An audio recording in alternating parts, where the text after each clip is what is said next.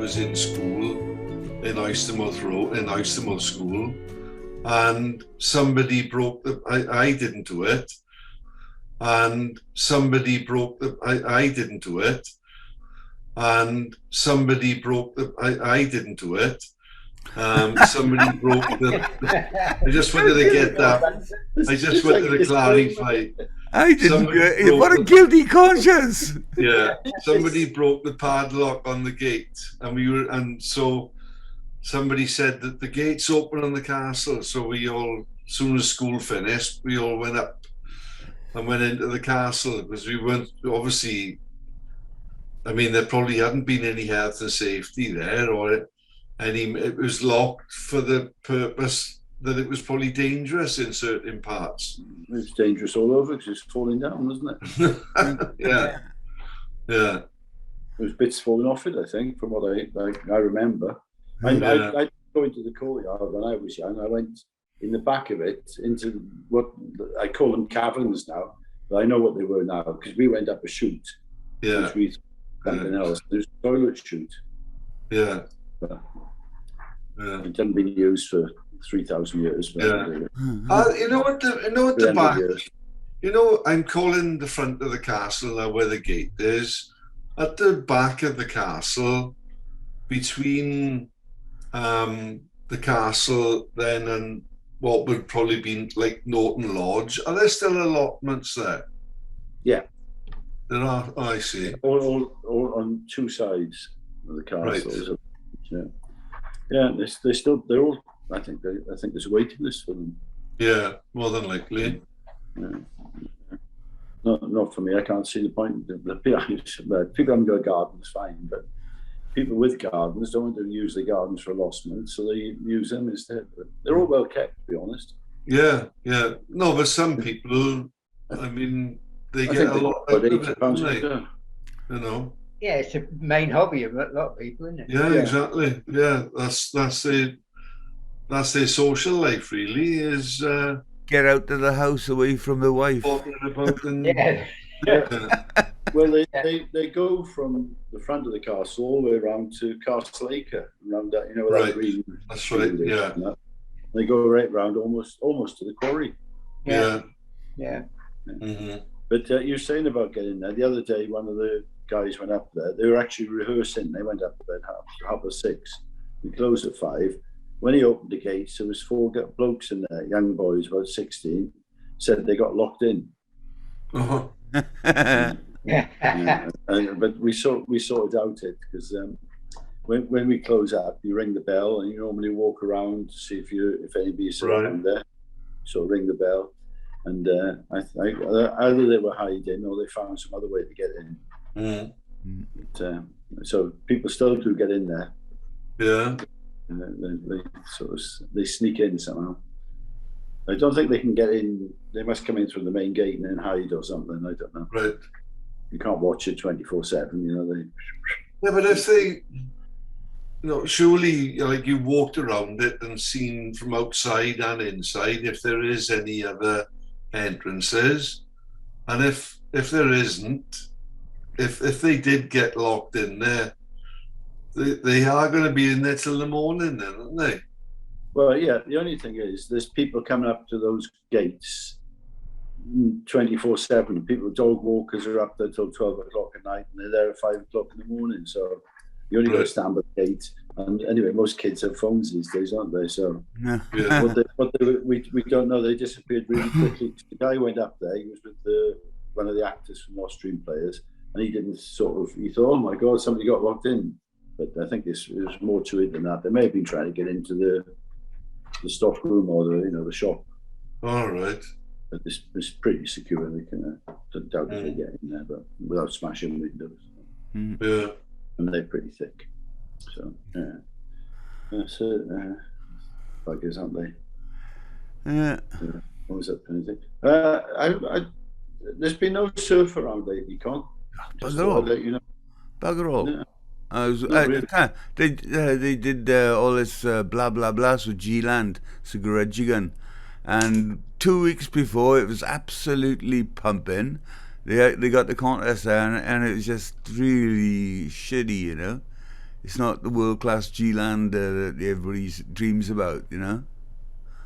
Was that the one? Was about what was the one? Was about 2 foot and choppy, and they still carried. Well, I think it was the women who was surfing it, right? I don't know. It was on. Oh, could have been Manly, that one, yeah.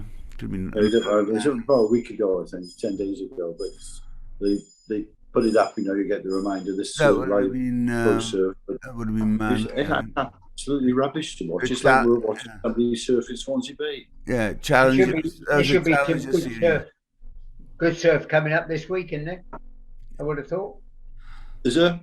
There's a big low there. I Yeah. haven't had a look at the charts yet. Maybe a bit too far north, but you should get it, Carl. We get less swell in Langland sometimes. Yeah.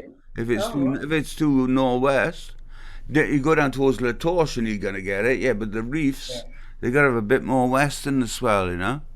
Oh right. Because it's blocked by the peninsula and Southern Island. Yeah, it's a low coming in. It's sort of below island at the moment. Oh, in that case, we should go up and cross. I'll have to have a look at it. It will go north, but I would have thought Langan and Langaneth, you'll get a nice swell, I would have thought. All right. You just mentioned the reef, and something I was looking at the other day. It was quite a low tide, and there's not nearly as much dip in the reef as there used to be. No. It's really sort of flattened out. A lot of sand on it, no. Yeah. A lot of sand at the beginning of the reef. So when you go down there now, there's not the sort of you don't like. I know you've never really seen much 8 foot, did you? You mean the odd occasion perhaps, but you hardly ever see anything like that now. Even with a big swell, you get it at the point, but not on the reef. And you get it on crab as well, but not the reef. It just doesn't do it anymore. Did used to get big days on the reef as well. Well, you did, yeah, but it wasn't. It wasn't. Normal, I think the sand, as you say, it sort of fell off really sharpish, and it was like a basin before the reef sort of thing. Yeah. And that's why it was a lot deeper, and it could get more water on it, and then get bigger waves on it. And then it would just pump on the left on the inside. Yeah, but that's what you need, don't you? You need that trough, don't you? Yeah. Yeah, you need the depth. Yeah. Beyond it, don't you? Yeah. Yeah, because it used to also on the well, I think they still call it Saga Point, do they? There used to be a lot of kelp there as well. There seems to be as much as that around anymore. No. I don't know if that's. There used to be tons and tons in Rotherham as well. There was always tons and tons of kelp, and on the big southwest it used to be glassy on the inside. Faces always used to be glassy because the kelp used to break all the wind on the surface. Yeah. But then again, he'd be going along the wave at the point, and he'd just stop dead in the kelp. Shudder along.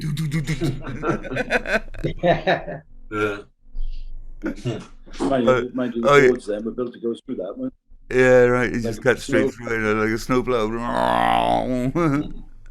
And like on the reef, on the Mongols, you call it the Mongols. And he used to have on the outside left on the reef, you know.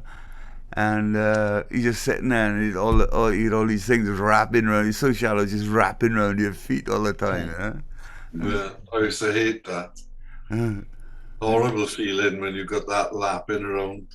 Yeah. The worst I had was swimming underwater when we were on holiday. Came round a rock, and I almost jumped out of my skin, and it was a pair of jeans in the water, and the legs of the jeans were just going like this, and I flipping shit myself.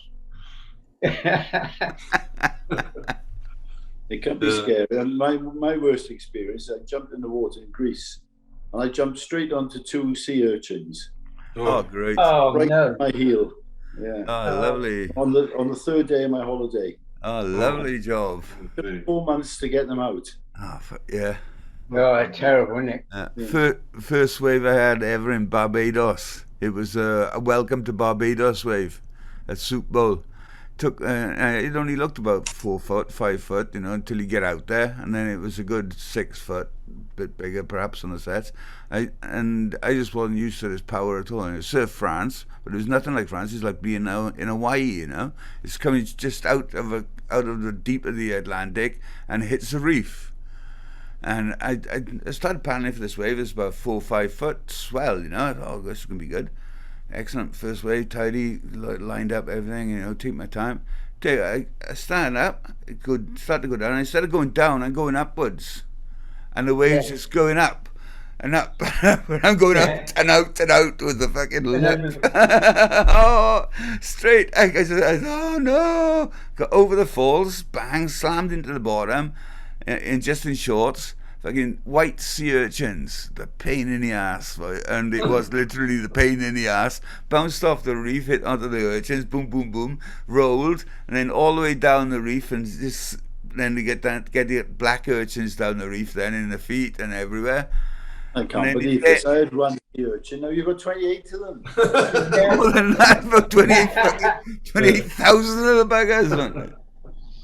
It's like the fisherman's tale, isn't it? Oh, bloody hell, I tell you, man. Come on, Dave, you've got to have a better one than that. No, I've always been sensible about urchins because I hate them. So I always wore boots. Even in Tenerife, I always used to wear a pair of boots. Yeah. I was going to ask, what's your biggest wave, Dave? I know mine is about 8 foot at Llangenneth, but... I surfed Guéthary at about... I would have said about 20 foot. Really? It was Ron Perrott put a shot of Guéthary on the front cover of Surfer, and it was that day.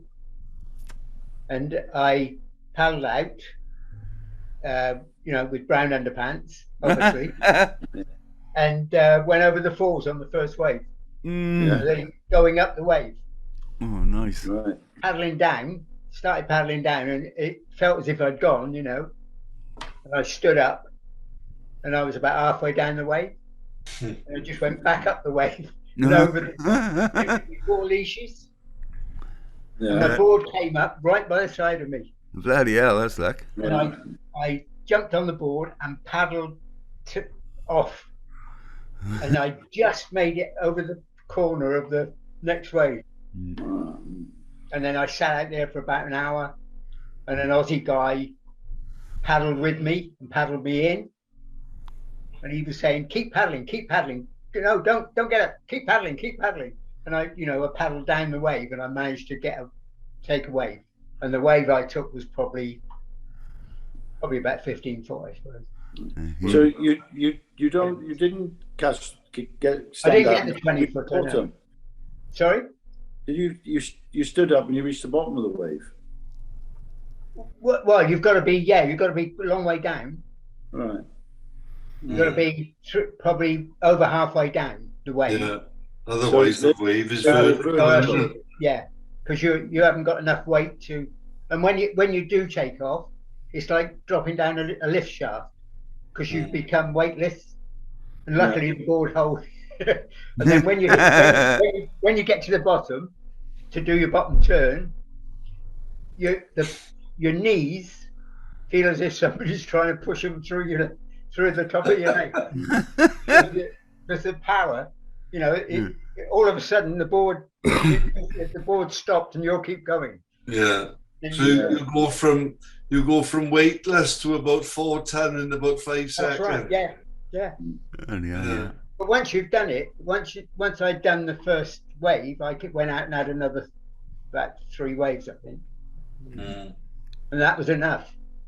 Yeah. And then I rode the left over the other side of Guéthary. That's a big bit of water at 20 foot. Yeah, and it's so scary, especially at Guéthary because the peak goes. The sneaker peak on the right. Yeah. A slightly different story, and I don't think it was Biscuit, but it could well have been in those days. I got a feeling it was somebody like Paul Milligan or somebody like, I can't remember now, but it was somebody anyway. We were in Llangenneth, and it was one of those big days where it just coming, and it was just nearly impossible to get out. And whoever it was went down about a half hour before or an hour before us, and we got to the water. We started to paddle out, seen him there, and he was sort of chatting. I said, "You've had enough." He said, "I haven't got out yet." I said, I've done that in Cribbar down in Newquay. Was Criss Jones and I thought we'd paddle out in Little Fistral, and on that side, a lot of the others had gone off the other side, at the bay side, and paddled round. But we thought we'd be clever, the two of us, being youngsters, we dived in and went off, and we paddled for about an hour and never made it out, either of us.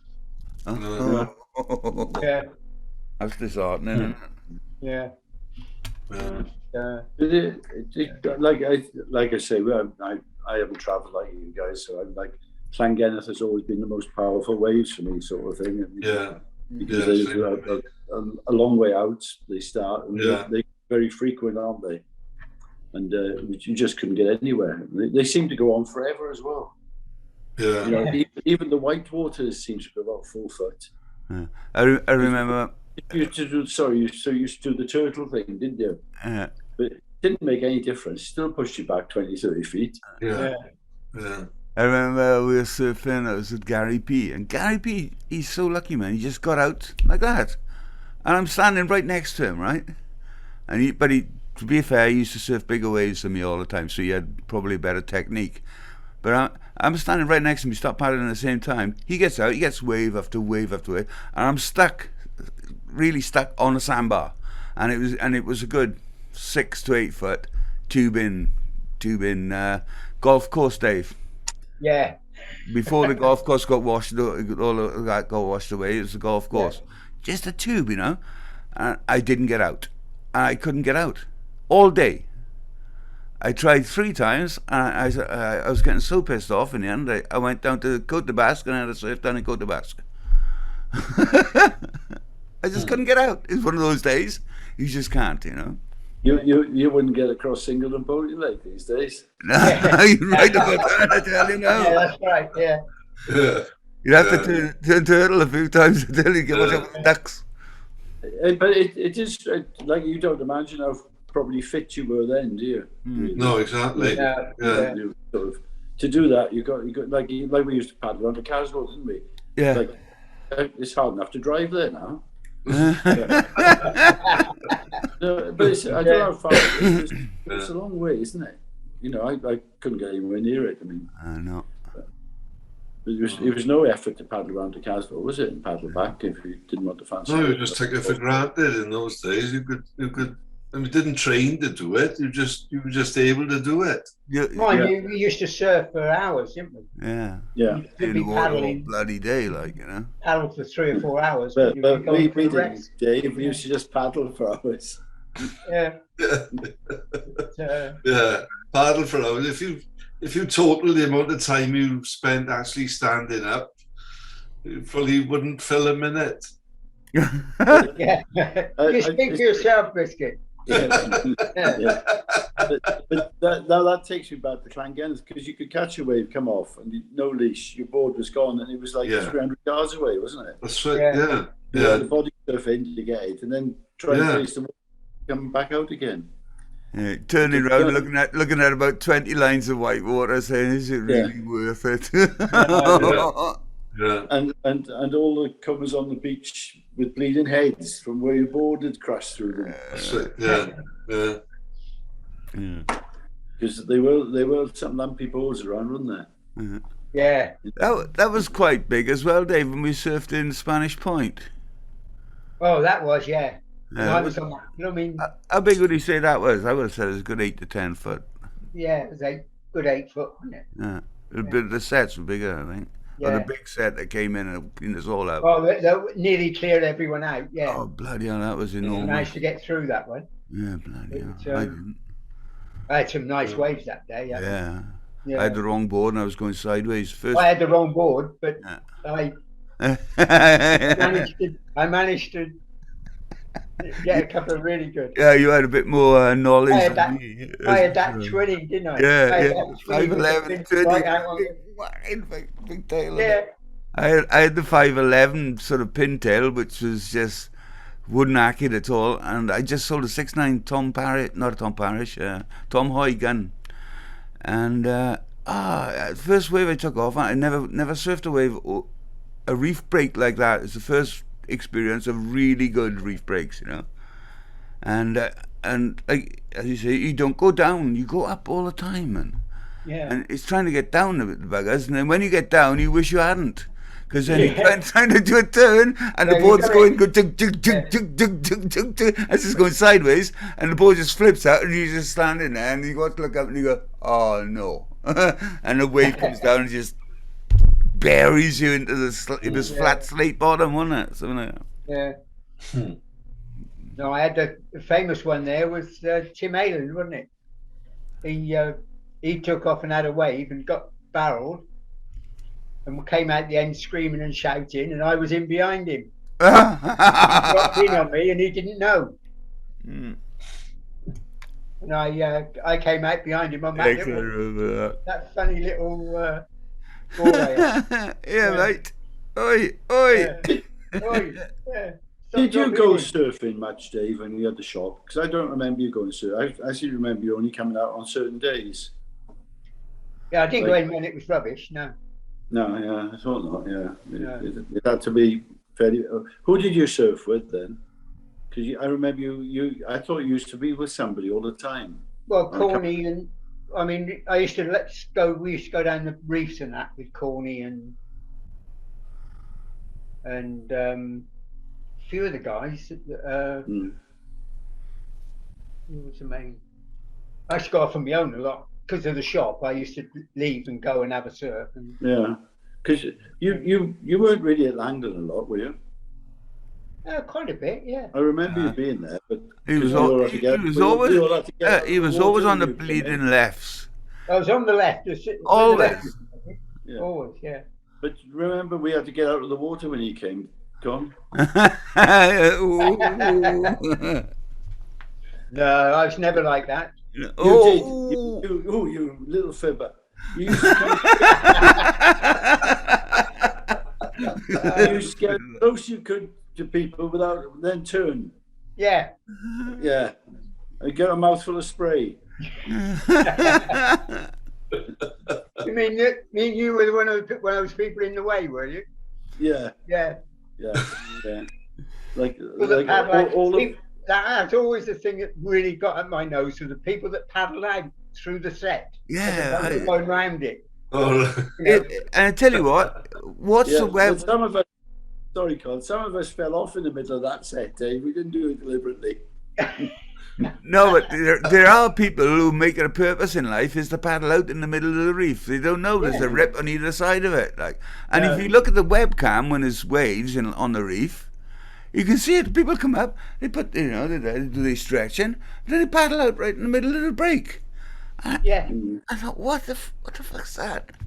Because there's a sandy bit goes out quite a long way now. They must think it's better. It's like the drop-in rule, isn't it? What drop-in rule? Yeah, go on. Sorry. The drop-in rule is. It was always an argument, wasn't it? Was it the person nearest the curl, or was it the person first on his feet? Oh God, yeah. And but I saw the wave. I saw the wave first. No, I was on the wave and riding it. Yeah. The trouble is now most of the a lot of people out on the reef now have paddles, so disadvantage straight away. Yeah. Implanted paddles.